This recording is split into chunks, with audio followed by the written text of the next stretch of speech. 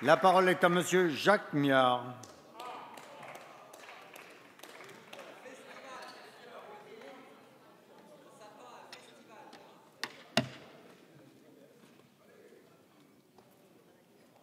Monsieur le Président, Monsieur le Premier ministre, mes chers collègues et néanmoins amis, après les terribles attentats du mois de novembre, le Président de la République, devant le Congrès, nous a annoncé, premièrement, la déclaration de l'état d'urgence et deuxièmement, la déchéance de nationalité. Nous avons été surpris, Monsieur le Premier ministre. On s'est dit, la Pentecôte descend finalement sur l'Élysée. Mais regardons sérieusement ces deux questions ensemble. L'état d'urgence. J'ai voté la loi sur le prolongement de l'état d'urgence et je voterai la prochaine car j'estime que la menace est toujours là et qu'il serait irresponsable que nous ne prenions pas les moyens, même administratifs, pour faire face à cette menace. Et quand j'entends un certain nombre de propos de gauchistes décadents, je me dis franchement qu'il faut avoir une sacrée dose d'irresponsabilité pour ne pas regarder les réalités en face. Doit-on pour autant inscrire cet état d'urgence dans la Constitution? Il y a des doutes, je l'accorde. Vous le savez, même son Altesse Sérénissime, Édouard Balladur, avait proposé de le faire. Et donc, je suis de ceux qui pensent que ça ne mangera pas de pain et que ça le confortera, même si l'économie générale de notre Constitution aujourd'hui, le Président de la République, chef des armées, vous-même, Monsieur le Premier ministre, conduisant l'action du gouvernement qui doit, bien sûr, la sécurité à l'ensemble de nos concitoyens, il y a dans l'économie générale de notre Constitution tous les arguments pour le justifier. Quid de la déchéance? Elle n'est pas nouvelle.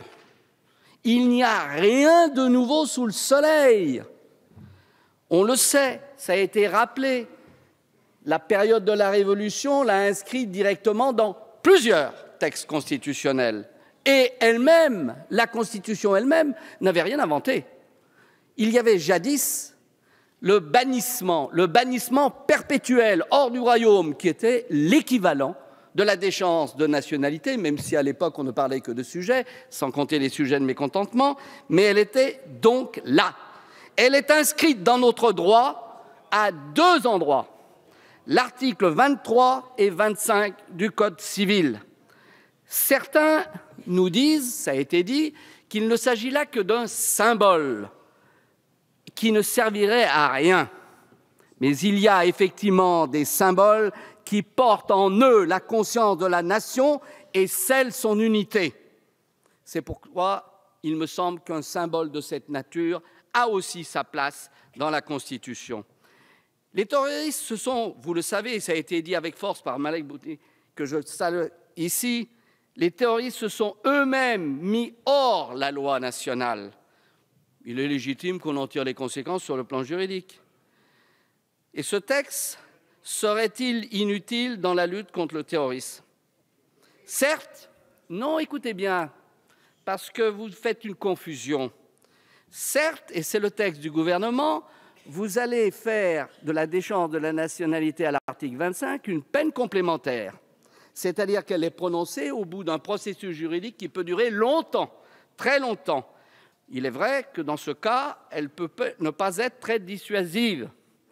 Mais il y a le 23.8 qui permet la déchéance par décret après mise en demeure par le gouvernement pour celui qui s'engage, par exemple, dans une armée étrangère.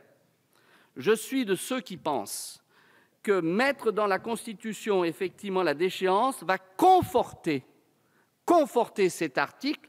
Mais là, je vous pose une question, Monsieur le Premier ministre. Allez-vous l'utiliser?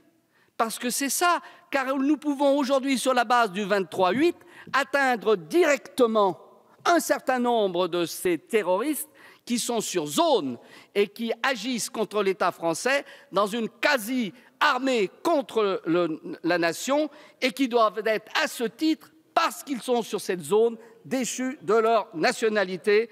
Et je crois que ça pourrait être efficace, car on pourrait atteindre directement des centaines de ces olubrius qui ont, comme toute conscience, la barbarie. Je voudrais terminer sur un point, car il est bien et urgent que nous pensions au juridique, mais nous le savons tous qu'il est clair que la sécurité, c'est un peu comme l'amour, hein, c'est une affaire d'expérience et de pratique. Et à ce titre, Monsieur le Premier ministre, je voudrais vous rappeler qu'une bonne politique étrangère, réaliste, loin des postures, tant au Proche et au Moyen-Orient qu'à l'égard de la Russie, ce serait déjà faire un pas en avant contre la lutte contre les terroristes. Ne nous trompons pas d'ennemis. Ce n'est ni les Russes, ni Damas qui ont joué les assassins au Bataclan, mais c'est l'État islamique. Nous n'avons qu'un seul ennemi, nous devons en tirer toutes les conclusions.